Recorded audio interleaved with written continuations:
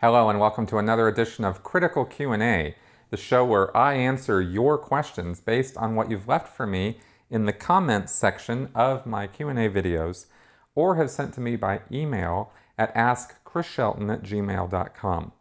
This is episode number 101. There was some trouble last week with the audio that I unfortunately did not really get nailed down as to what was going on until after the whole thing was over, because I was so busy doing my first live stream, answering people's questions and looking at the chat window and handling this and handling that.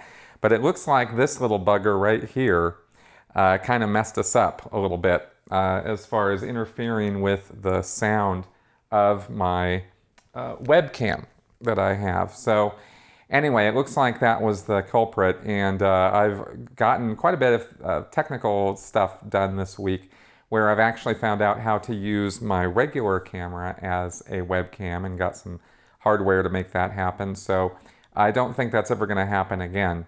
But it was kind of unfortunate. And anyway, that's sort of my explanation for why episode 100 sounded so crappy.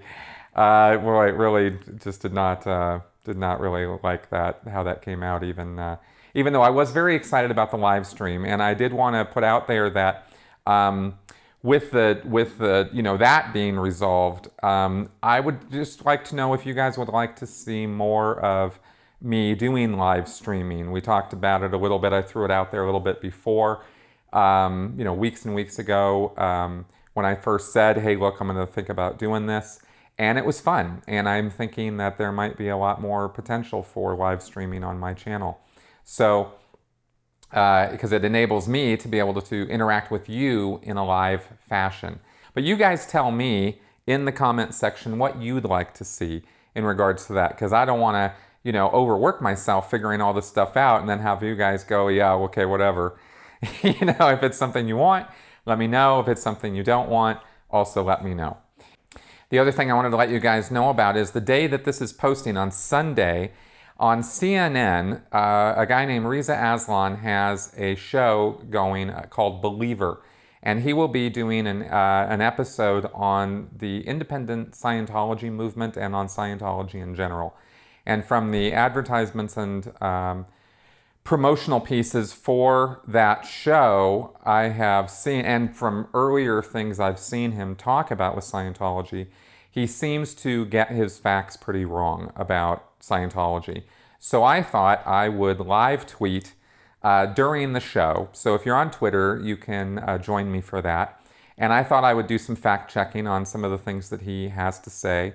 And then we'll see maybe about following that up with a video this week, maybe deconstructing some of that. So if you're not there for the live tweeting or are curious about that, that's what I'm looking at doing this week. So we'll see how that goes, but I would invite you guys to join me for that. It'll be the first showing of Believer. I'm not sure. I think that's 8 o'clock Mountain Standard Time. I'm not totally positive yet, but I think it shows at 8 o'clock, and it would be whatever the first showing of the show is. And of course, I'll be announcing that on Twitter and stuff. So anyway, that should be kind of fun. Now, with all that, let's go ahead and get on with your questions. Shane Park. I recently relocated to Florida for work, and I have 3 store locations that I manage in Clearwater. One is literally a block from Flag. My question is this. I have had a few Scientologists apply for positions within my company, and I can tell because they have work history on their resume stating they were tour guides or whatnot. While I would never discriminate against anyone for their religious beliefs, I do worry more about what another employee may say to that person about their beliefs. With the church's fair game policy, I'm worried about a Scientology employee getting upset because a coworker is committing suppressive acts and end up with a boycott outside of my store. Is this something I should worry about, or is this irrational fear? Okay, thanks for the question, Shane. Honestly, the first thing that comes to my mind in answering this question is I don't know why your employees would be talking to each other about religious activities or beliefs in the first place, because I think that there'd be something you might want to talk to all of your employees about as maybe a policy to, at least while they're on the job, they shouldn't they shouldn't be talking about that stuff, because it's really nobody else's business what somebody's religious beliefs are. And like you as an employer wouldn't discriminate against hiring somebody, whether they're a Scientologist or not, I don't think that employees can discriminate or get involved in that sort of thing either. There might be some legal questions with that. I'm no expert, so check that out with a legal lawyer. But that would be the first thing I would say is I don't even know why they'd be having those conversations, but because that could lead to some kind of a harassment issue, which I think could happen with anybody anywhere having to do with any religion, right? Now, again, not a legal expert. It's just the first thing that I thought of. Okay, so there's my layman's understanding of things there. And maybe if there are any lawyers watching or anything, you can talk about this in the comments. As far as Scientology specifically goes, Scientologists will be sensitive to being attacked or having anybody commenting negatively about their religion or their beliefs. They're not going to be down with that. And I don't know in a workplace situation that they should have to put up with anything like that. Same way with a Christian or anybody else, right? Regardless of whether I or anybody else feels it's correct that Scientology is recognized as a religion and has tax-exempt status, the legal fact of the matter is that it does. And it has First Amendment protection legally, and any employer who's dealing with Scientologists needs to understand that. It doesn't matter whether you think they should or not. They do. So that's a line you don't want to necessarily cross. If two employees, if a Scientologist and non-Scientologist were to kind of get into it, you wouldn't really, I don't think that the fair game policy of the church would really come into play with that individual Scientologist. Now, because it tends to be an individual Scientologist in a non-church setting, okay? It's not like, you or, one of your employees is going down to the Clearwater, to the Flag building and protesting, or walking in there and giving them a hard time, or directly attacking the Church of Scientology. That is when the church tends to, unroll its fair game machinations and start going after somebody. If you were protesting them, you bet they'd come over and start protesting your establishment.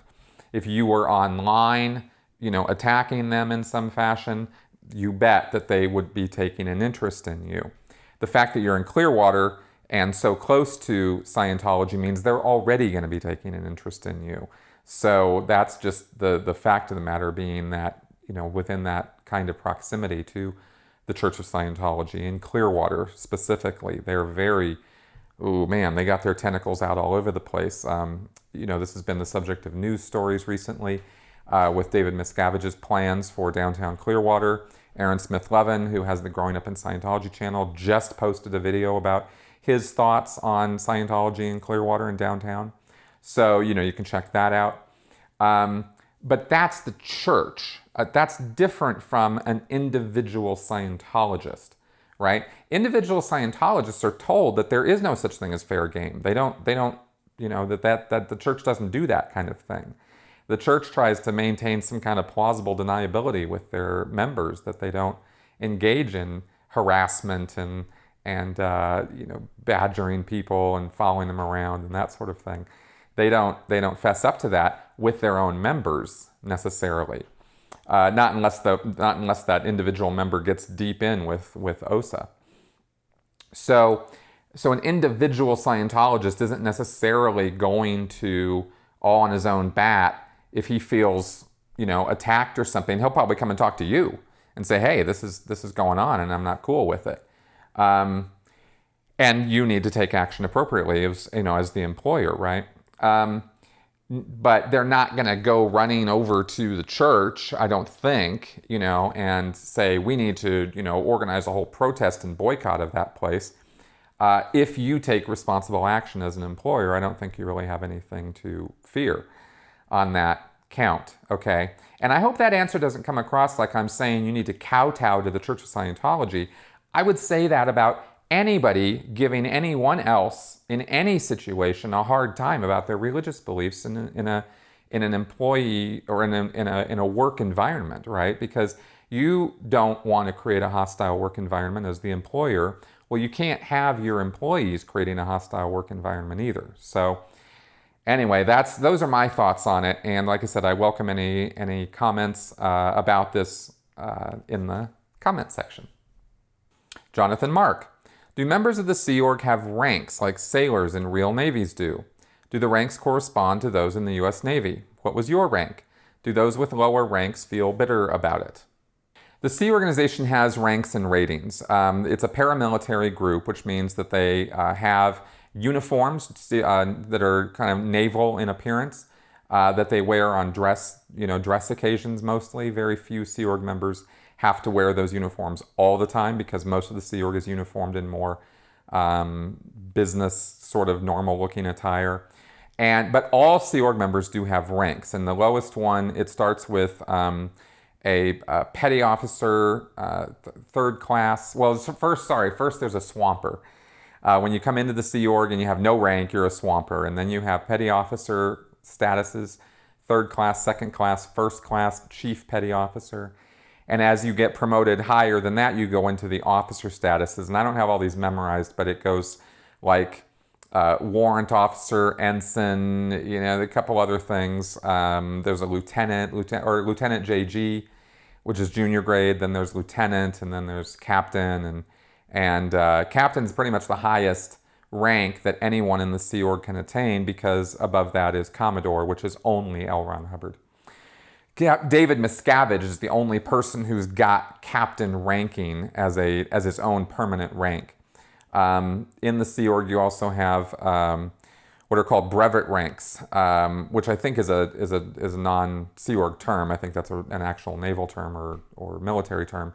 But that's a temporarily assigned rank given to you because of the nature of your job or position. So senior Scientology executives in the Sea Org have ranks of captain or commander or something like that, or lieutenant. But and they get those bars. They get like 3 or 4 bars. I think is captain. 3 bars I think is commander or lieutenant or something like that. But those brevet ranks come and go depending on the job that you're doing. David Miscavige is Captain David Miscavige, and that's not a brevet rank. He actually holds that rank, whereas all the other senior executives in Scientology are brevet rank captains or commanders or whatever their status is. Promotions occur in the Sea Org on Sea Org Day. There are supposed to be mid-year rank and rating ceremonies where you can apply for promotion. If you want to get promoted in the Sea Org, you have to apply for it. There's a whole form you have to fill out, and you have to run around and get signatures that you're attending study and doing well on your post and your statistics are going up, and people generally, you're good ethically, you're not getting in a lot of trouble. I mean, it's a whole bunch of hoops you have to jump through, and it takes like a day to get all this stuff filled out, and you have to do it all around your other job duties and stuff. So Sea Org Day happens, I think it's in August. That's the anniversary of the founding of the Sea Org, and Sea Org Day is where they have a big rank and rating promotion ceremony where everybody who's applied for promotion, who was approved by the Officer Selection Board, the OSB, if their application was approved, then they get bumped up in rank, and that's how you move up the ranks. And it's kind of a sore, you asked about resentment or bitterness. What people feel bitter about in the Sea Org is the fact that it's so damn hard to move up because you have to jump through all these hoops to fill out this application. If your senior wants to promote you, they have to fill out the application for you, and they got to go run around and do all that. Who's got time for that in the Sea Org? I'll tell you right now, very few people. So, there's a lot of people who sit there and just sort of gnash their teeth, on the promotion day because they didn't get promoted because they couldn't apply for it because they didn't have the time to, right?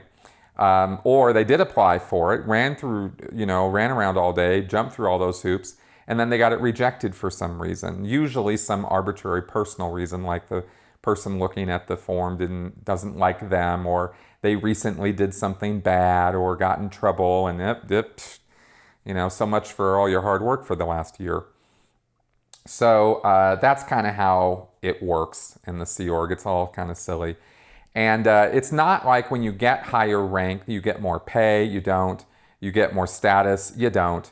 You just get more shit piled on you, really, because as a higher ranking person, you're supposed to be taking more responsibility and supervising people generally, and being more of a demonstration or example of a high ranking Sea Org member. So it's really just, that's the other reason why people get a little bit bitter about the whole rank thing, is because there are no privileges assigned to having a higher rank. It's not like you get to sit at a better table, you get better food, you get better pay or better quarters. Nah, nobody cares about any of that, right? So all it really means is on Sea Org Day, you get to wear a uniform that has a little bit, more bars on it on your sleeve, or you get your epaulets have more bars on them, and so you get to show off, right? And that's really about it. So that's ranks. J. Ed. I'm in the actual Navy as an enlisted maintenance person. As I watch your videos, I notice many techniques used on military personnel that also seem to be used on Scientology staff. Examples include renaming a questionable task to give it a more legitimate feeling, a spirit of cause over self, and definitely thought control. It makes me wonder whether Fearless Leader, LRH, got many of his human control techniques from the Navy for the few years that he served. It seems that, as a Lieutenant JG, he would have been exposed only to a little of the manipulation techniques that are taught to naval leaders. Still, nothing is more dangerous than someone with a little knowledge. Your thoughts? I think Hubbard picked up mental control techniques through his own development and through his experience, and I'm sure that definitely would have included his time in the Navy. He was involved in Marine Drill Corps in college, and then he joined the Navy, come around time of World War II. So he was familiar with, from a young age, with drilling, close order, right? Being the senior-junior relationship, the effect it has on people when you yell at them, the difference between, the carrot and the stick. And I think he paid attention to that stuff because he also, and of course as a pathological liar, he used that too to learn how to manipulate and control people. And he also knew how to do hypnotism. He legitimately, he learned how to do that. I don't know where he learned, but he definitely knew. And he used that in all of the various control techniques that one learns as a hypnotist, and there's a lot that you learn about people, and also, having the mindset of being somebody who would be willing to hypnotize people, control people, run them. That coming from that place would also give him a curiosity of what else would work, what other things could he do that would get people to be at his bidding. And if you read his affirmations, which are in the appendix of my book or available online, the L. Ron Hubbard affirmations, you'll see that he very much was obsessed with controlling people and bending them to his will. So he was somebody who took a keen interest in anything that would further that end for him. So I'm sure that he paid all kinds of attention in the Navy to whatever it is that naval leaders learn about that you alluded to in your question. I've never been in the Navy, and I haven't really talked to anybody in the military about directly about those kind of education and what they're taught as to how to be an officer or a supervisor or in a senior position. So I'm not sure what's actually there, but that's my general answer to your question is that yeah, I'm sure that's the case, that Hubbard learned from things in the Navy and from other places too. Lots of Turner. I've been watching a lot of your videos and really enjoy your perspective. My question is, did you FaceTime with David Miscavige during your tenure in Scientology? If you did, can you describe what those interactions were like? Yeah, I did interact with David Miscavige a couple times. I didn't work at the Gold Base or INT management, so I didn't work day by day with him. I worked in Los Angeles, and from time to time he would come down to LA and do tours and inspections. And The first time I ever saw or met him actually was when I flew to Clearwater, Florida in 1996 for a conference that he was giving to a lot of the Scientology technical people. There were a whole bunch of people called to Clearwater from staff from all the orgs around the world. So there was a conference being held. It was what's called the Senior Case Supervisor Conference or Senior CS Conference, and I'm not even going to get into explaining what that is, but it was one person from every org in the world had to go, and then the management people over those guys had to go. So there was 100 and something of these senior CSs, and then there were about 6 or 7 of us management type people who were there, being briefed for 3 days by him directly on what turned out to be the golden age of tech. And he was pretty intense. He kind of came off as kind of pissed all the time, or at least very, sort of fierce about it, because he was giving us this briefing because, of course, we had all, over the years, all of us, meaning all of Scientology, had been doing it wrong, according to him, and he was now fixing it. And he was, I'm fixing it, and you guys have been screwing this up, and so here we go, right? And I'm going to brief you guys on all the ways you've been screwing it up.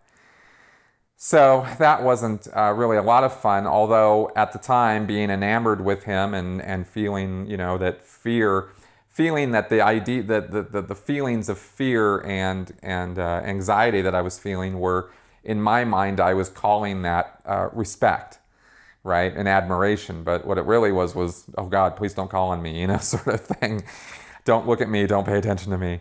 And I didn't have any personal one-on-one interaction with him during that conference.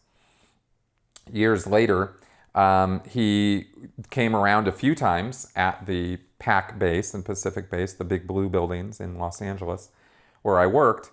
I saw him, interacted with him directly one time when he came around to my office, walked up, kind of poked his head in. We were like, whoa, I was having a conversation with another person I worked with. We both stood up because you're supposed to stand when he comes around. And we're like, yes, sir, and he asked me some questions about my training for my job and told me that I needed to do auditor training for my job because I had not done that yet. I think this was 1999 or so. And I was like, yes, sir, absolutely, sir, right? And then it was interesting because after he left, no less than 5 people came around within minutes wanting to know what he said, what he ordered, what did I say, right? And wrote it all down. And within minutes, I was spirited off to the training officer to get a whole, series of courses and stuff that I was now going to do because he had ordered it. Never mind what policy said. Policy said I was supposed to train on this and this and this.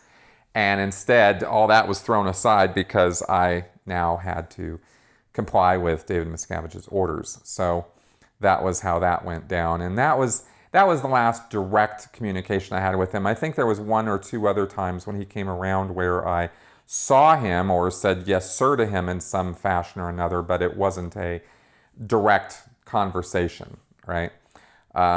So that's my experience directly with David Miscavige. Indie Girl, do you enjoy talking about Scientology? Wouldn't an ex-Scientologist at some point just get tired of the subject and want to move on and focus on other things of interest? Don't get me wrong, I love watching your videos and think what you do is of great value, but aren't you bored of it yet? It's been an interesting experience putting myself out here and talking about Scientology as much as I have. I realized the other day I've got over 300 videos, most of them having to do with Scientology.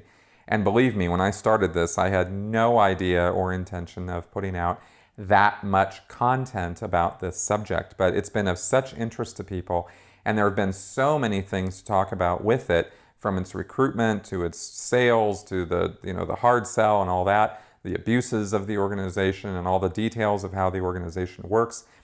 And people just seem to be endlessly fascinated by this, which is why I kind of keep putting it out there.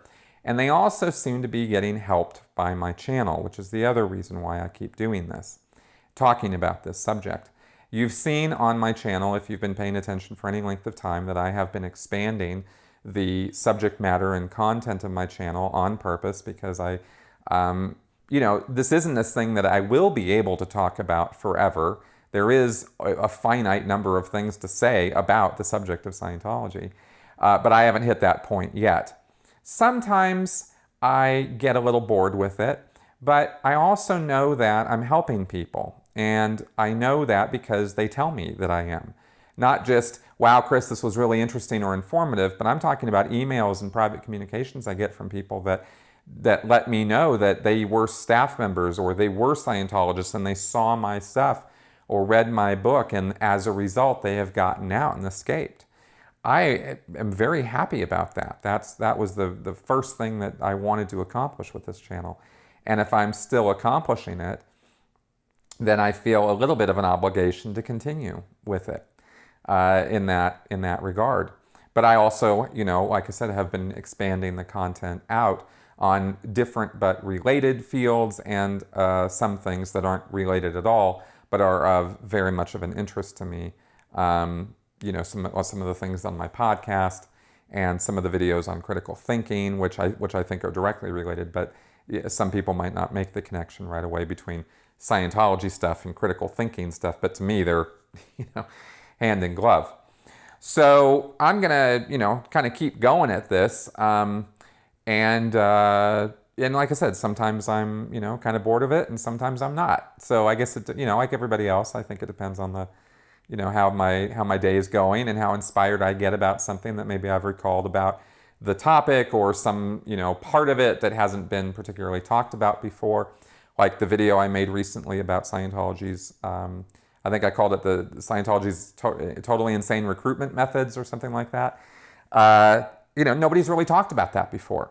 And I wrote an article about it a long time ago, and then I made a video about it because I wanted to talk about it in more detail. And of course, the only people who are giving me a hard time about that are the people who actually believe in conspiracy theories. Well, okay, I guess sorry guys, but that's what Scientology uses to recruit people. So yeah, not cool. So anyway, I'm just kind of going on here, but that's sort of my feelings about the whole thing, and I think that it will continue for a while as I get the rest of the big ticket items that I still have on my agenda to get done. I'll get those things done, and then we'll see. We'll see where we go with this. That sound indicates that it is time for flash answers. Dear Racer, I would like to know why Anonymous has not been so active when it comes to Scientology protests. What happened with Scientology versus Anonymous lately? Yeah, not a lot. Anonymous was really big on Scientology back in 2008, 9, 10. Then interest waned, and according to the people that I know who are involved in Anonymous, the activity itself has moved on, and the members who were active, we're talking about 10 years ago now that all went down. They've grown up. They've moved on. They're doing other things. Anonymous as an activity is doing other things.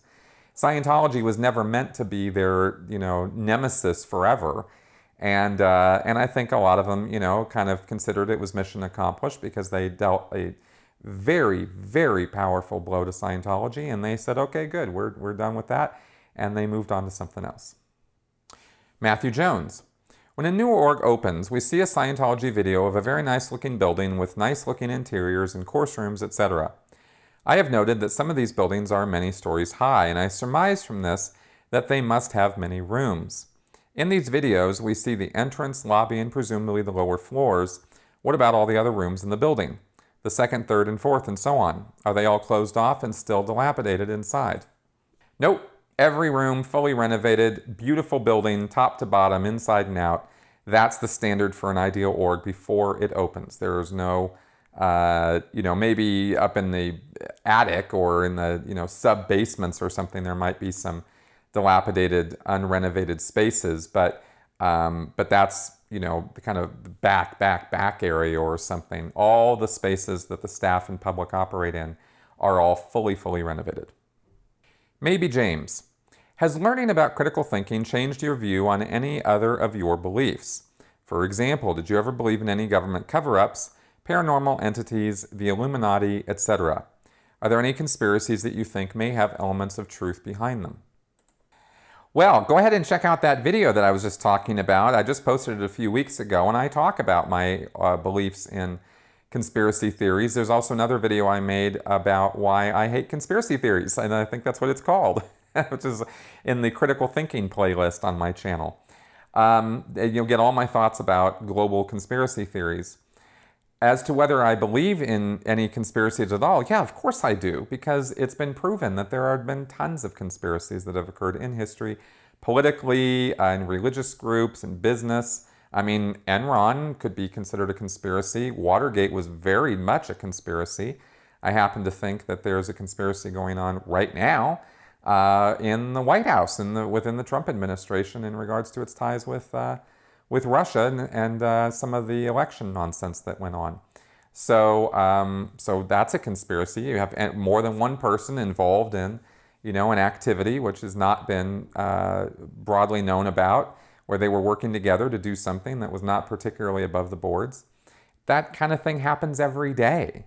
I don't have a problem with conspiracies. I have a problem with conspiracy theories on a global scale with 12 men running the lives of everybody on the planet and trying to make us all into human cattle, where it's us versus them and stuff. I don't know. I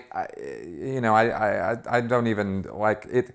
To me, all of that stuff, the David Icke lizard people thing, the Alex Jones FEMA camps, and the Obama deception, and all the things that Alex Jones tends to rail on about Pizzagate and this sort of thing, which Alex Jones just had to apologize for.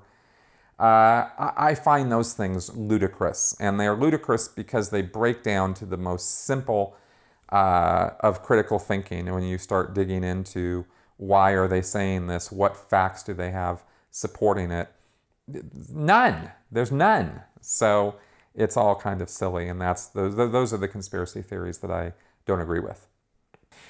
Okay, folks, so we've reached the end of another episode. I did not mention at the beginning of the show, but so for those of you who are still listening, you're going to get the benefit of this. I created a new page on my blog, mncriticalthinking.com, which is the Critical Q&A questions. And I've listed every question I've answered from episode 1 forward.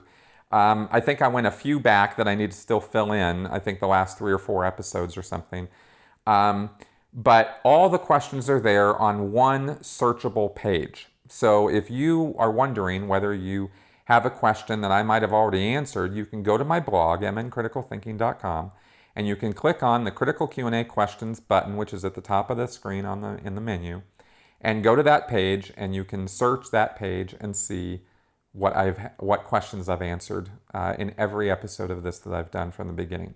So that was a little bit of work to put together. It's still a work in progress because I'm creating links to each of the individual episodes.